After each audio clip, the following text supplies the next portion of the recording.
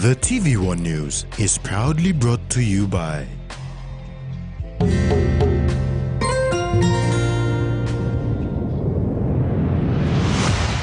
BSP, our bank, our people.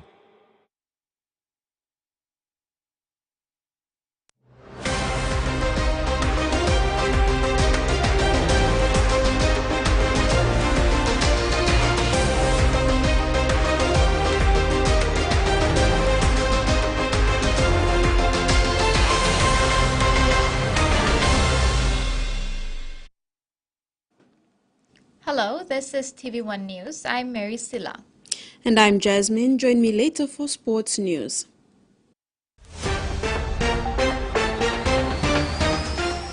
In this edition, UOT mass construction queried, non-communicable diseases increasing, and UME wins with new techniques.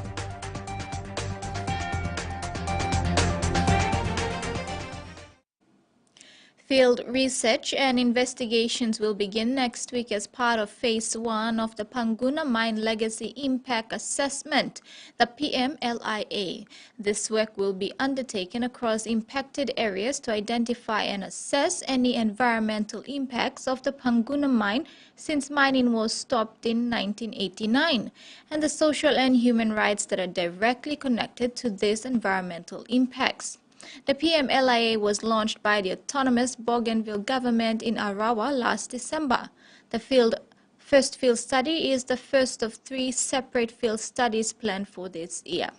Scientists will be collecting data from water, soil and air samples, as well as conducting interviews with local people from the impacted areas. The field investigations will be completed across the Panguna mine affected area in selected high-risk areas including the Loloho port in and around the Panguna mine, the river system and areas impacted by tailings deposition. The field investigations will be completed by global consulting firm Tetra Tech Coffee. The PNG University of Technology's senior executive management has been given 2 weeks to respond to the students' concerns regarding the construction of a new mass facility. The mass construction project worth over 17 million kina awarded to regional engineering and construction in 2021 has come to a halt, with the Student Representative Senate calling for an inquiry into the national government project. The National Executive Council's 17.5 million kina mass construction project for the PNG University of Technology remains incomplete. Unitech Student Representative Senate pointed out that construction was scheduled to be completed by September 2022. However, the project has come to a halt following in-house issues with the contractor, Regional Engineering and Construction Limited. With no proper dialogue between the students and administration, the SRS shut down the school mess on Monday, April 10, appealing to the senior executive management team to be transparent. A petition submission on the issue was hosted on the afternoon of Friday, April 21st. While Vice-Chancellor Dr. Ora Renagi was still out of the country, Deputy Vice-Chancellor Dr. Gary Sully, Pro-Vice-Chancellor Administration Professor Carl Genna, and Pro-Vice-Chancellor Academic Professor Shamsu Lakanda were present to witness and respond to the students' queries.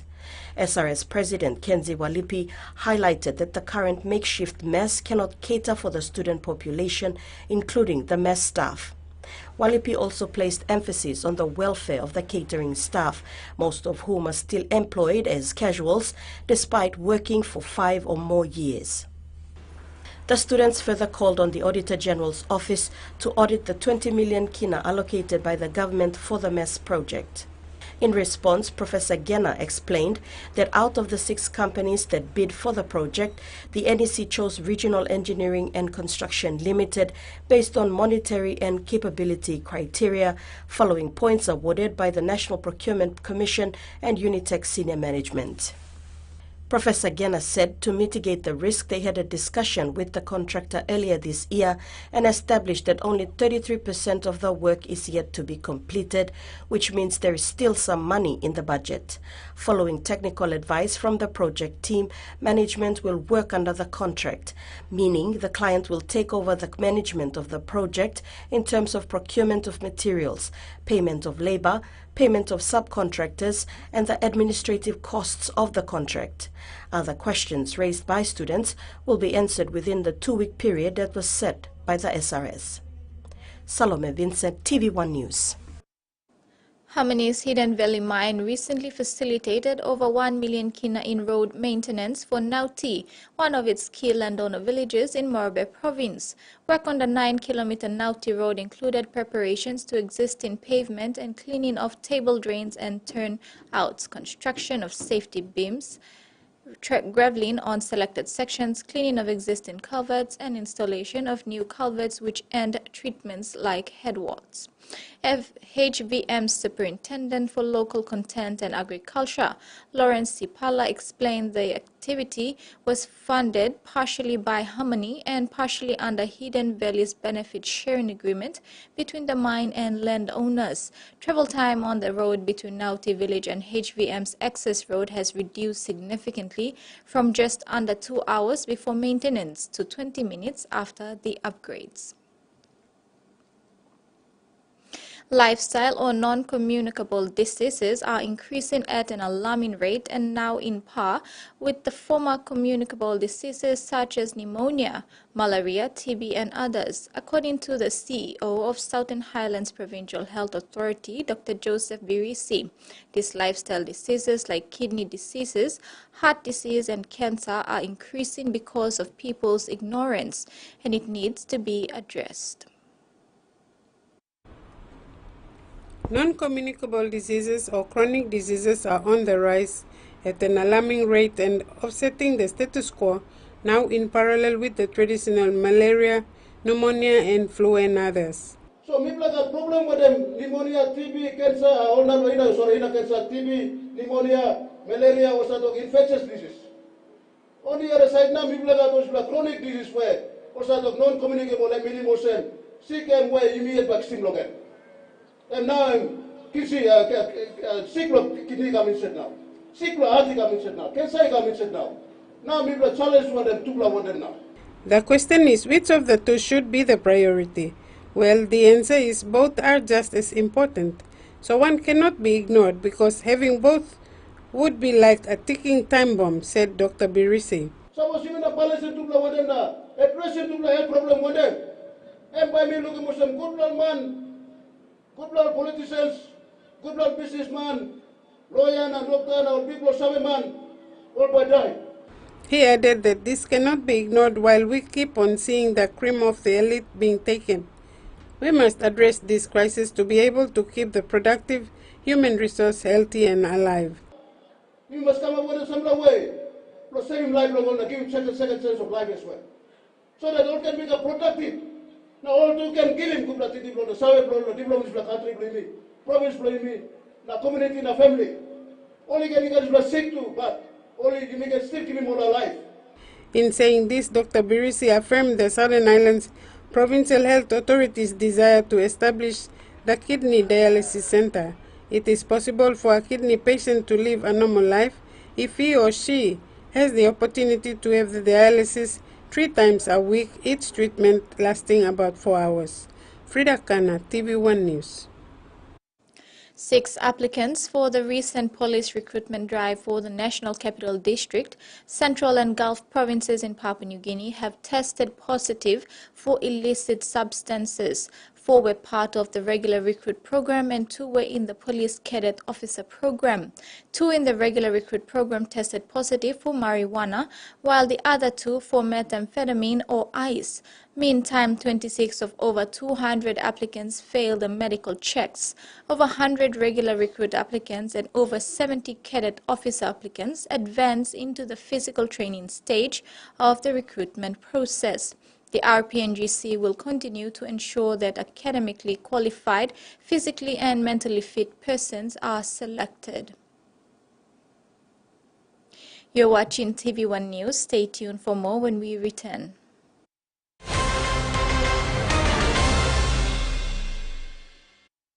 Whether we're playing sport, exercising for fitness, being active for work or play, just having some fun, or just chilling, there is one name we can count on that we know will keep us going strong. Skell rice. Healthy, nutritious, delicious medium grain rice full of vitamins and minerals. Skell helps us maintain a healthy, active lifestyle so we can enjoy every day. Skell rice. Skell life.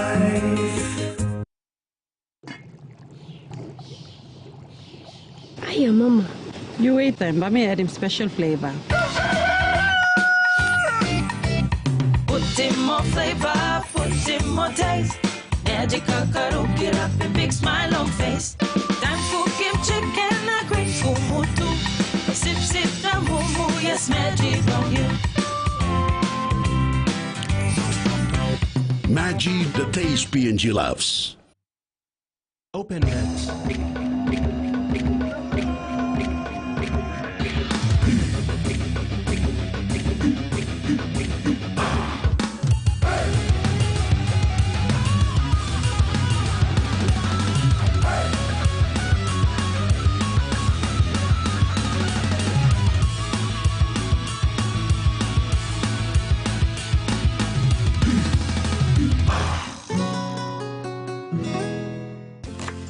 Favorite meal for the day does feel good.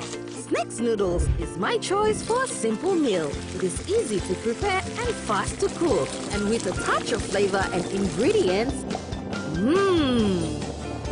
quality noodles that can be cooked and enjoyed in many different ways. You see, my whole family loves it. It's made here in PNG and comes in different pack sizes. Snacks noodles, tastier but you like you more.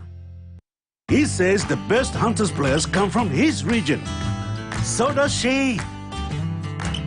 But there's one thing that brings everyone together. SB Laga, Bunyamyumi. The Youth Cup final, they are all over Southampton. Into Mabama. And West Ham's early pressure brings them an opening goal of real quality. Super hit there from Michel Rosiak. Good run, brilliant finish, just like that. There's Ibrahim to loft it through to Lewis Skelly to win it for Arsenal.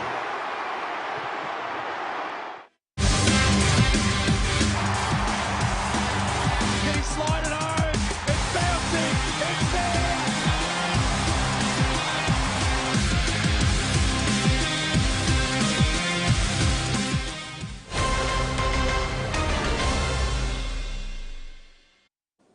Staff from the PNG Department of Information and Communications Technology graduated from a one-week induction program with the Sumare Institute of Leadership and Governance. SILAG's Business Relations and Strategic Relations Director, Alan Kamale, stressed on the importance of accountability and transparency in public service at the graduation ceremony on Saturday. DICT induction class representative Charles Teviri made special appreciation to the efforts of both the SILAG team and the Department of ICT in delivering the program. He emphasized the need to promote integrity, accountability, and transparency, and highlighted the program's compliance with the general orders and the public sector workforce development initiatives' goal to improve the public administration's performance and ability to deliver basic services effectively to the citizens of Papua New Guinea. A remarkable move for the Oil Palm Industry Corporation, or OPIC, as they held a swearing-in of members of the OPIC Board of Directors. The dynamics of the oil palm industry has drastically changed over the last 20 years. This move to allocate board members will be an improvement to the industry's aims and objectives moving forward. The Oil Palm Industry Corporation has officially sworn in Board of Directors for the industry today. Minister for Oil Palm Francis Maneke stated oil palm has grown in more than 10 provinces and provides employment to more than 150,000 to 200,000 people. It is currently the largest agricultural commodity in PNG and contributing on average about 20 to 30 million US dollars, close to 100 million kina per year in taxes, depending on the market price each year.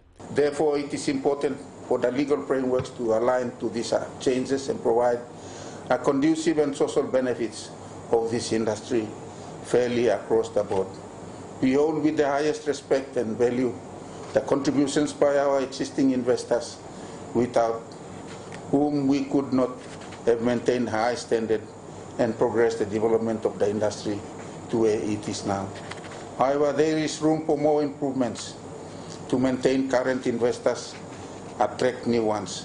Therefore, the board will elevate the thinking and operations to accommodate for the growth of the industry. Magistrate Ore was present to administer the swearing-in of the members.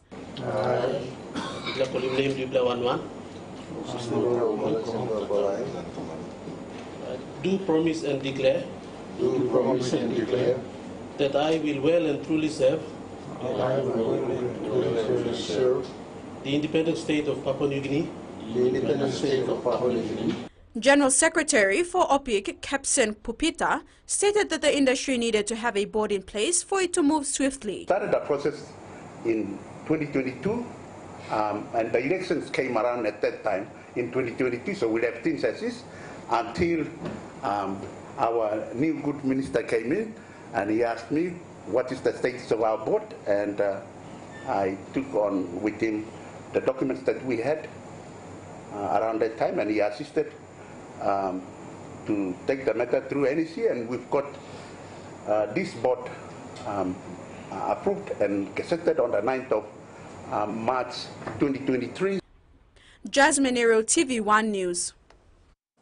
The Department of Agriculture and Livestock is in the process of completing Sector Plans 2024 to 2033. With these sector plans, 2 bills will be passed in Parliament this year.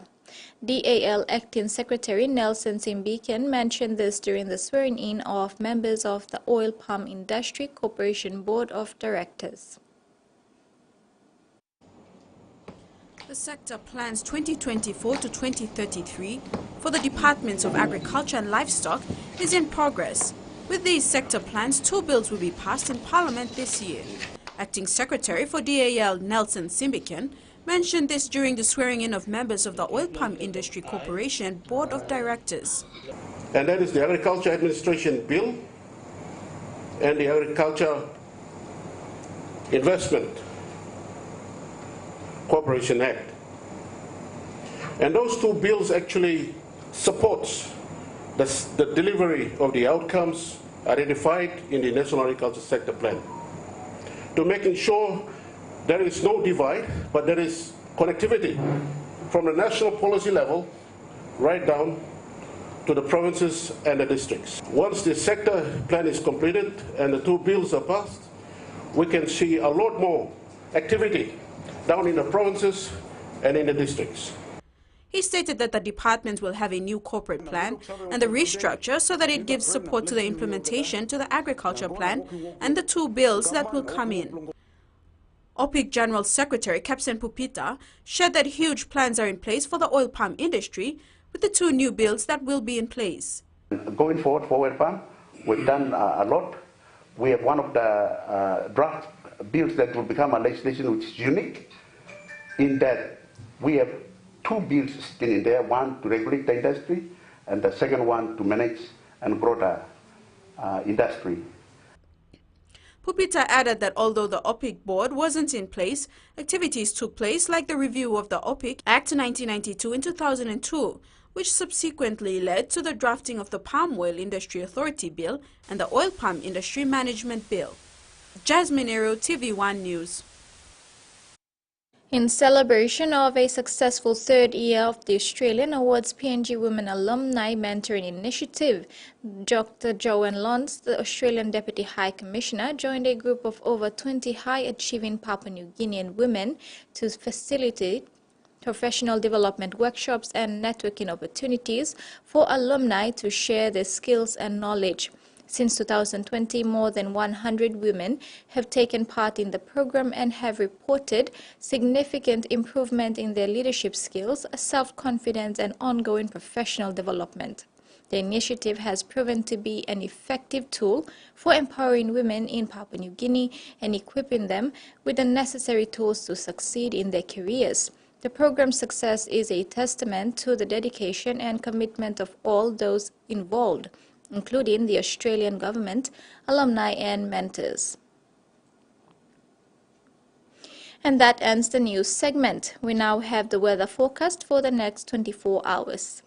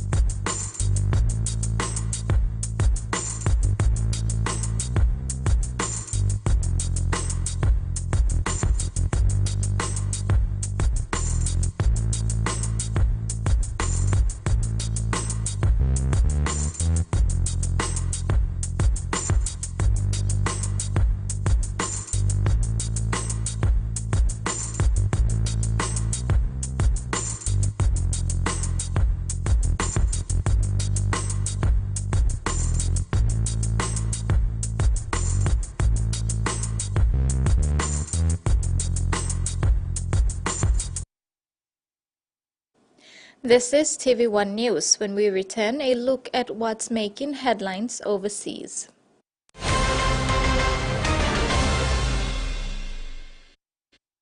All One Talks add some excitement to your festivities with the Flame Easter Bonanza. Win a slice of a whopping 300,000 kina by purchasing the Flame Family Bundle Pack, which includes rice, sugar, flour, and vegetable oil, all in one go. Highlight these goodies on your receipt and scribble your full name and contact details on the back, and pop it in the entry box in selected stores across PNG. 4 fortnightly draws, 100 winners, 3,000 kina each. You don't want to miss out. This promotion ends on the 31st of May.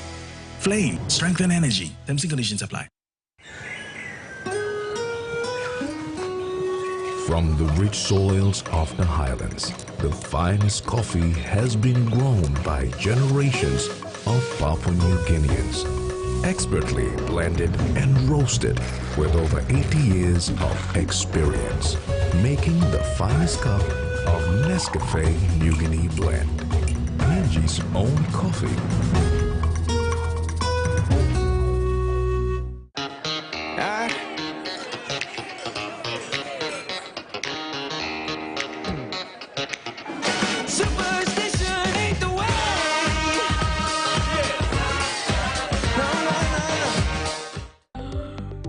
Tired of sniffing, sneezing, and congestion? Stop popping pills that don't help. Get essential vitamins found in nature through these supplements that are formulated to reduce the symptoms of common colds and flu. Boost your body's immunity with these supplements that provide a protective shield against nasal congestion, sneezing, mild bronchial cough, and sore throats. Walk into a city pharmacy and pick up a bottle of Nature's Way Garlic Plus C and Horseradish, or the sugar-free Cenovus Sugarless Vitamin C tablets, and say goodbye to sickness. Available at a city pharmacy near you. You got that smile, oh, it lightens up the street for a mile. 'Cause being down doesn't suit your style. Hold your head up, 'cause love will keep hope going strong. And then smile, it's a given when everything seems lost. Don't try.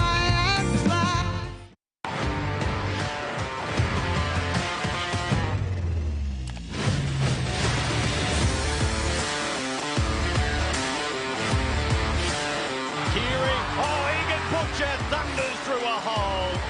DNA, he dives in. Where was the defence? Warbrick has got over untouched. Oh!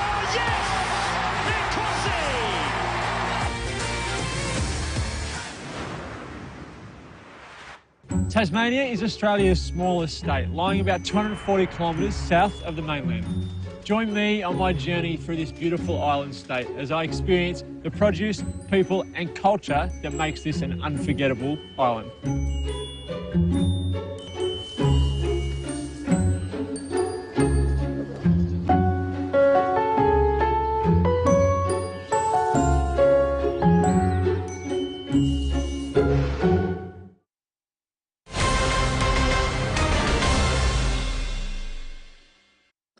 Welcome back. Turning overseas, the head of a Pacific elders body has backed a Torres Strait Islander-led push to hold the federal government accountable for its actions to tackle climate change. Paul Kabai and Pabai have taken the government to court demanding further emissions reductions in line with science. Hailing from the Boigu and Saibai communities, the two Torres Strait Islander men are arguing Australia has breached its duty of care to the islands by failing to prevent climate change and harm to their communities. They are seeking a court order to force further cuts to carbon emissions in line with the best available scientific analysis. The former president of Kiribati has renewed calls for greater action by the Australian government on cutting emissions.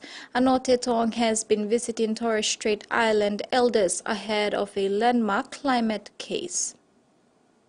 From what I've seen so far in the islands of Saibai and now I'm in Boigu, the vulnerability level is very much the same that we are experiencing. Of course, we're not seeing the high tides right now, but we certainly saw evidence of flooding, the experience that they've been going through, gradually raising their homes, but with higher and higher still, so that they can avoid the flood waters as they come in.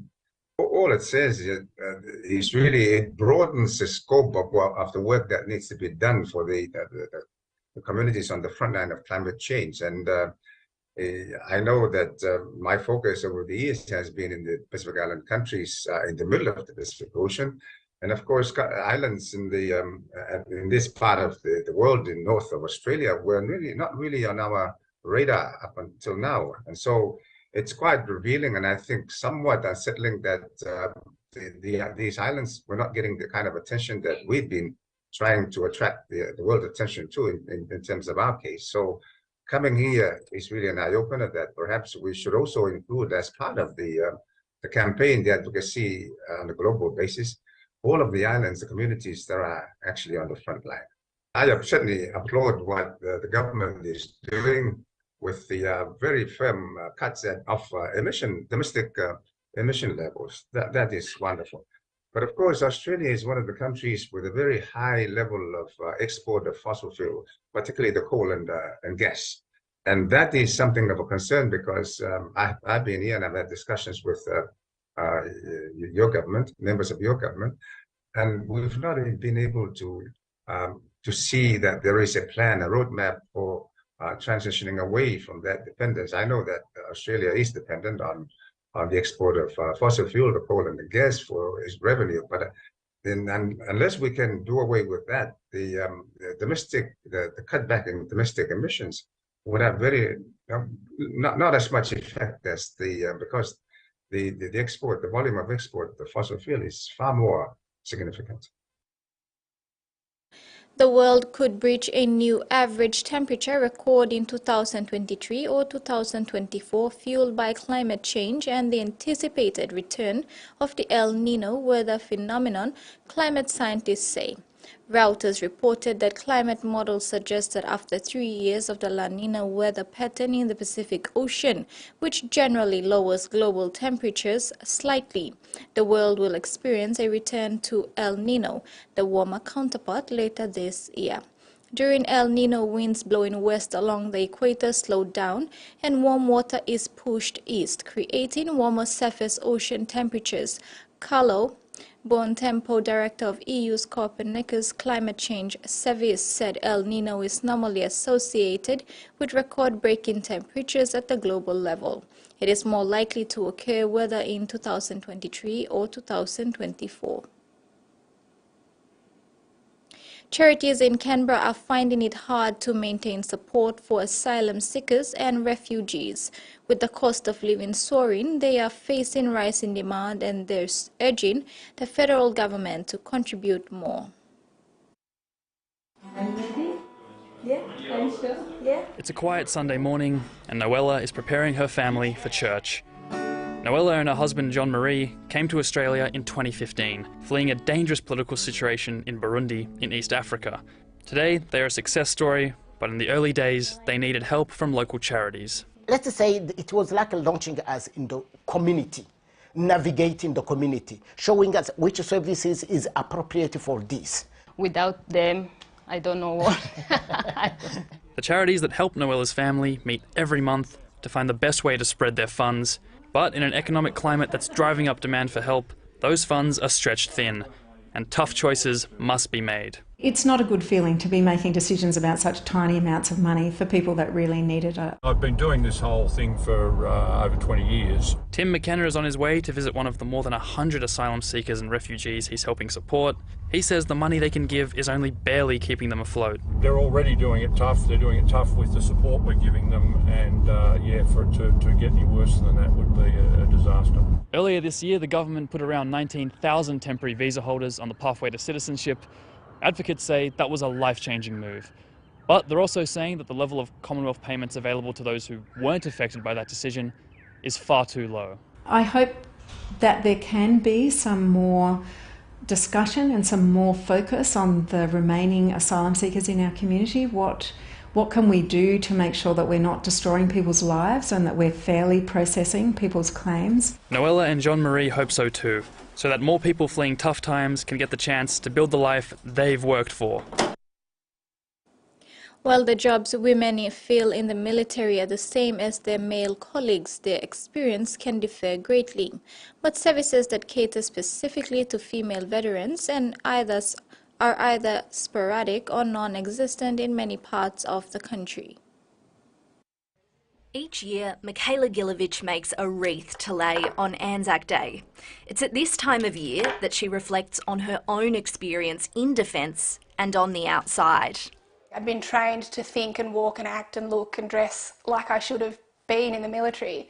And then I get out into the real world and I don't really know how to do it anymore. Struggling with anxiety, depression and PTSD after being medically discharged, she didn't know where to go. Women especially have to act tough, be tough and sort of live up to that standard. And so breaking down that barrier and going into a space where there are other male veterans can be quite challenging. She's now part of a growing chorus of women who want to see more services specific to their needs. Women make up about 13% of veterans. The rate of suicide for ex-service women is 127% higher than the general population. Particularly when it comes to those who've experienced any form of sexual assault, bullying, harassment, etc. It's very hard to talk about those things. It's only when they're usually with other veteran women that they feel confident enough to share part of their story. Natalie Sankey runs an online network that supports ex-service women. She says a lack of women's-only services and spaces is a problem across the country, especially in regional areas, and it's having consequences. We find them sort of too late in some ways, and they're already down the path of significant mental health issues, for example. The Department of Veterans Affairs says it has support hubs that provide a safe space for all veterans. It's also set up a female veterans forum to help solve issues facing the community. And that ends the news segment. In sports, Ume retains title and updates on the round 2 of the Digicel ExxonMobil Cup. These stories and more with Jasmine when we come back.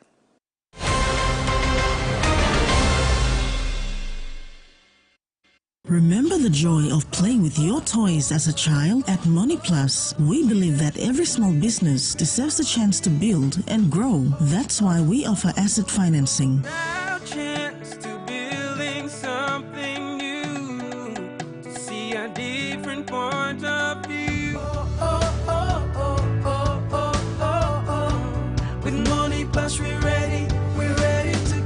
Mipla halivim wari belong you.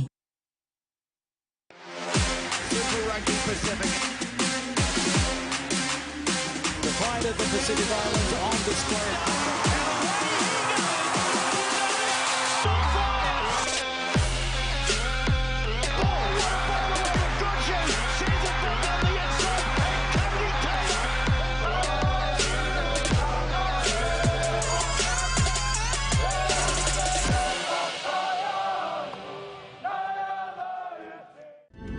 Right now, we're facing a man-made disaster of global scale.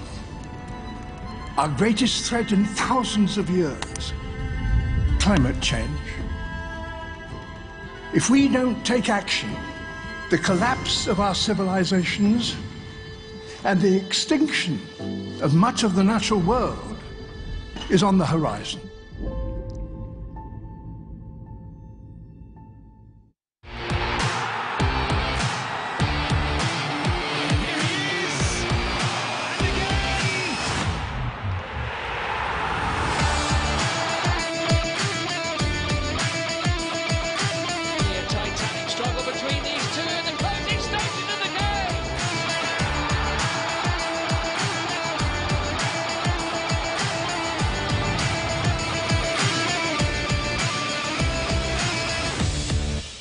Welcome to MotoGP. To be a highly dramatic 18-lap Malaysian Grand Prix Moto2 started with... So that's a very decent middle sector for the Alpine. They only have... Oh! They have crashed! They've gone into each other! What a start for Will Davison. Di Pasquale has been swamped. Some of the biggest and most talented egos in sailing. The two-time defending champions make it 2 in a row. Well, folks, after literally years of negotiation between the fan and the management of Steve Menzies, we have secured the great man for the show. Welcome to the fan. This is all going through my head, and then all of a sudden he passes it back. Oh, my God. Today we have enlisted the help of Panthers co-captain and superstar halfback. When you've kicked it well, you usually know, and especially on the chip kicks, I usually know. Thanks to Nathan Cleary, invaluable insight for the fans out there, for the kids out there.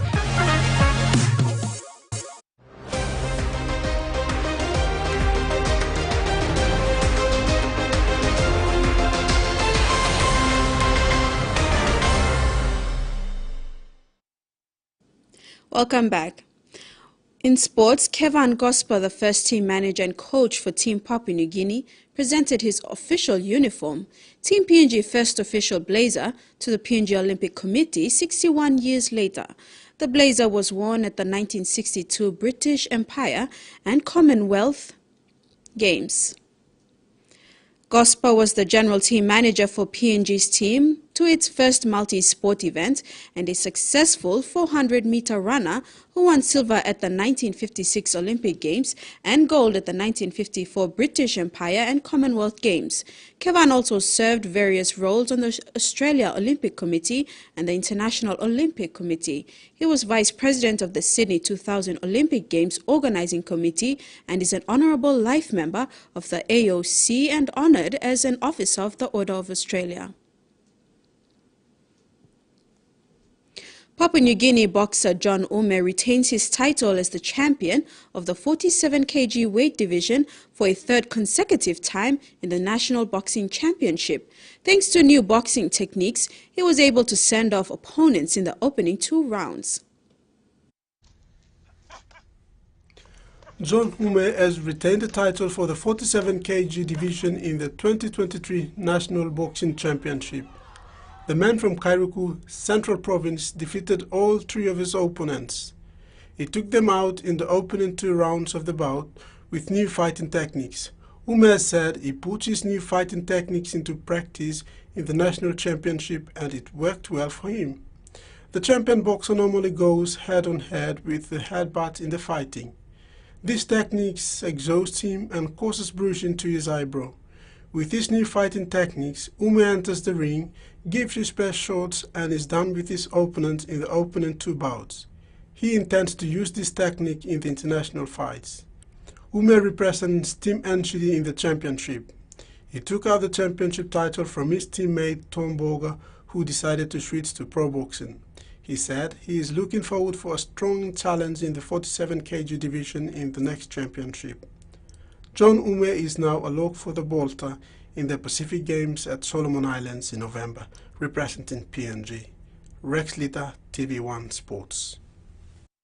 A gallant performance by EPG Miox outfit handed 2022 reigning champions Croton Hella Wigmen their first defeat of the 2023 Digicel ExxonMobil Cup season 14-11 in the main match of the double-header at the Santos National Football Stadium on Sunday. From the get-go, favourites Wigmen never looked like they were the champion side and had to play second fiddle to a slick Miox side for much of the fiery encounter. After last week's 12-10 win over Egma Guris in Wabek, Miox are starting to show early signs of consistency and resilience in their game. Though it's still early days, Sunday's big upset win over 2022 Diesel Cup champions Hella Wigmen is no fluke for the Anga franchise, who executed some quality displays of slick attacking sets and brutal defense to weather Wigmen's early surge and aggression in the fiery affair. It was the battle of the spines. Miox man of the match Gary James, Francis Semb and Job Ka versus Wigmen Solomon Pokari, Tony Wamin and Hoots Kawage. Wigmen had the upper hand over the Miox with big game experience. As the match wore on, frustration started to take its toll on both teams. Miox were first to score through Hola Fly's product and centre Ronnie Serronte to put them in front 6-0. From a nice little scamper, again 5'8" Gary James moved the Miox further in front 10-0.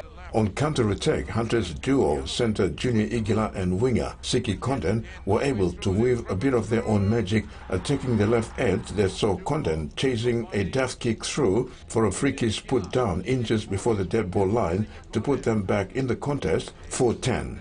The match never reached any real heights with constant stoppages due to ill discipline and drop balls. An intercept by former Debaris flyer Andrew Solo inside his own 20 took the win out of the Miox sails with an 80-meter dash to level the score at 10-all before Pokare potted what appeared to be the decisive field goal from 20 out for a 11-10 scoreline with 10 to go.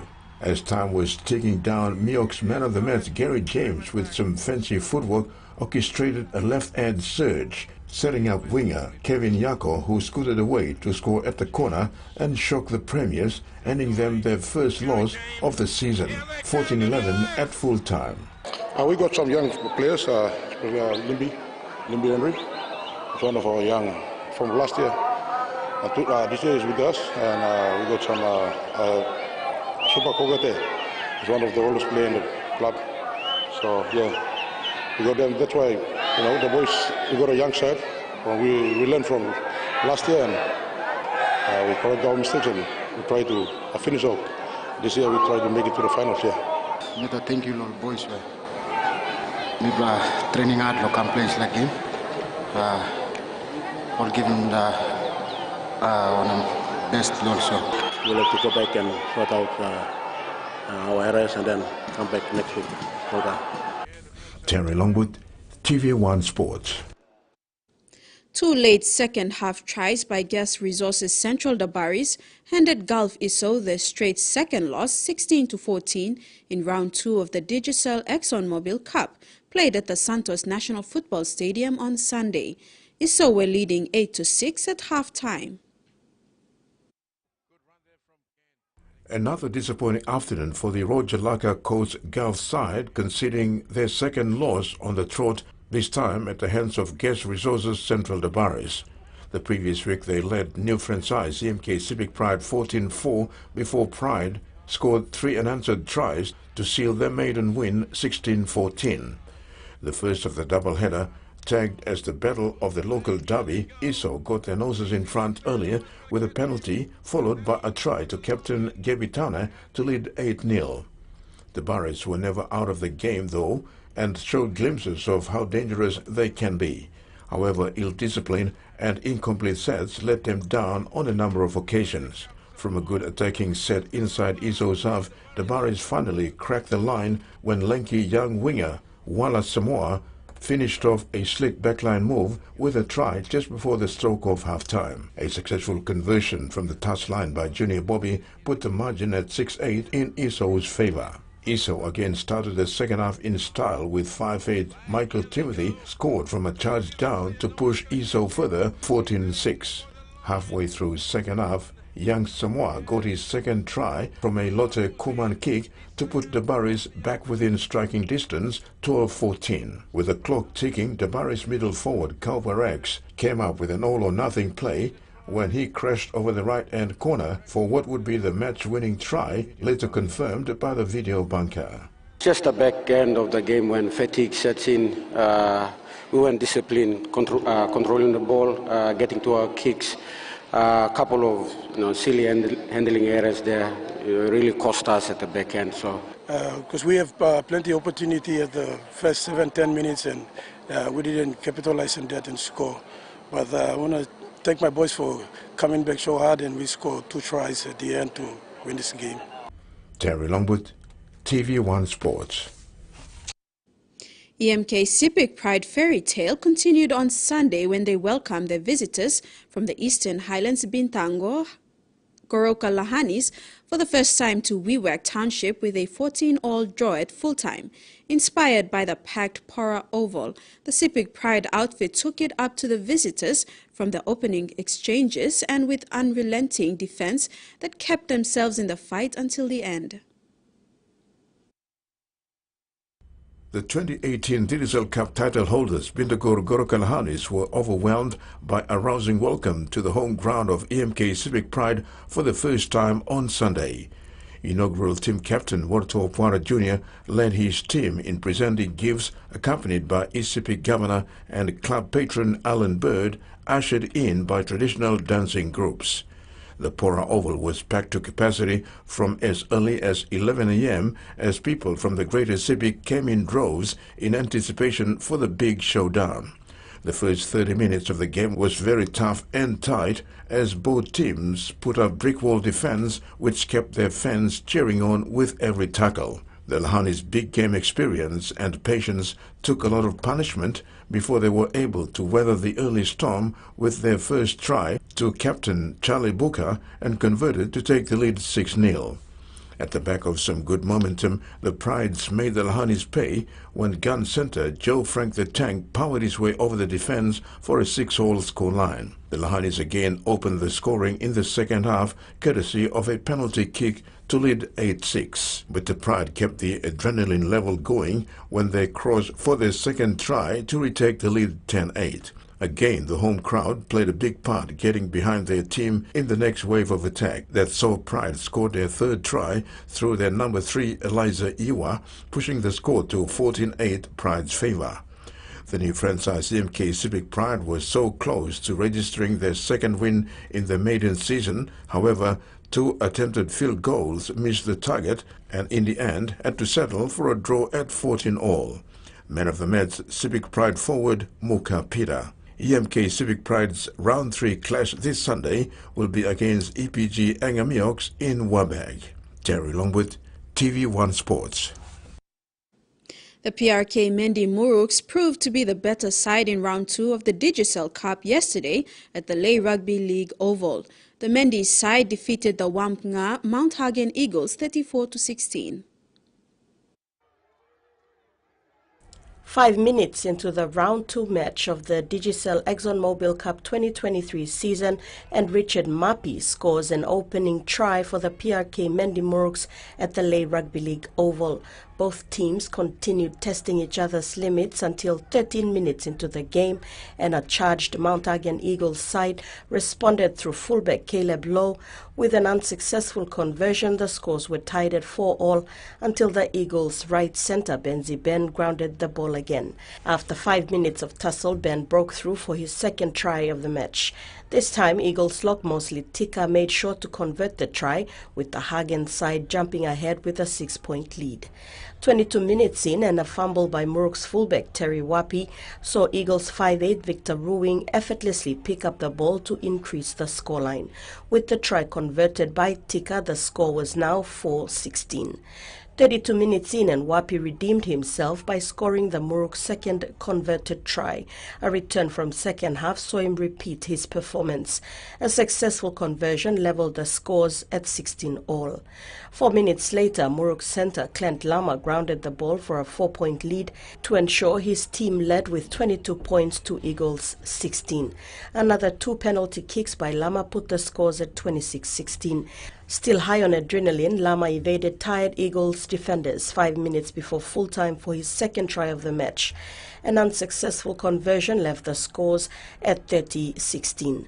With 30 seconds left, the Muruks stamped their mark with another try.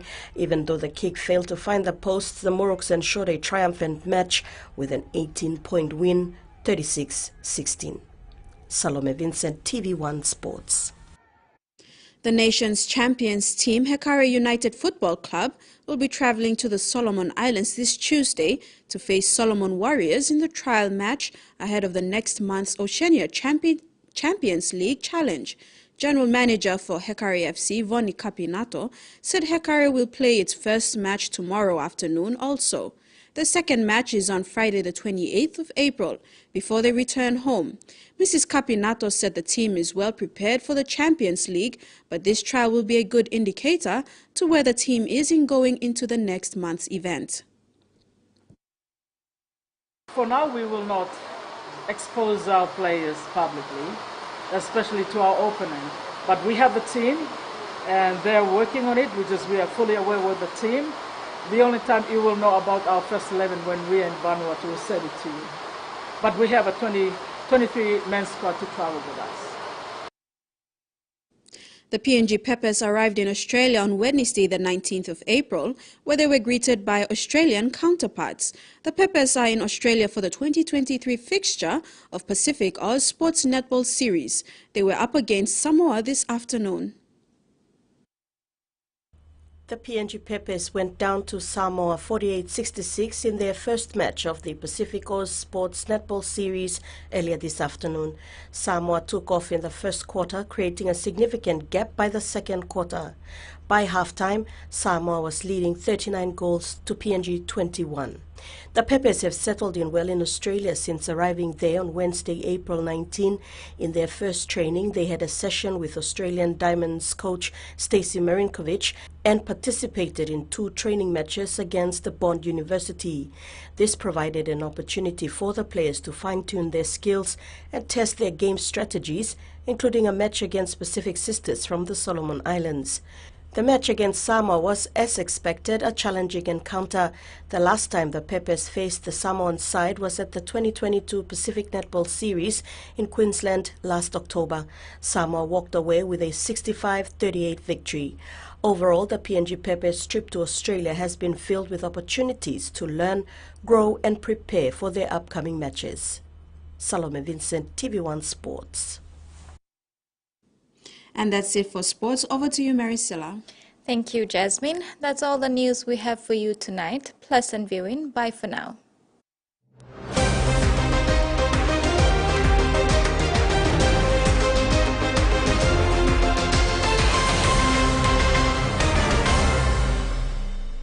Bye.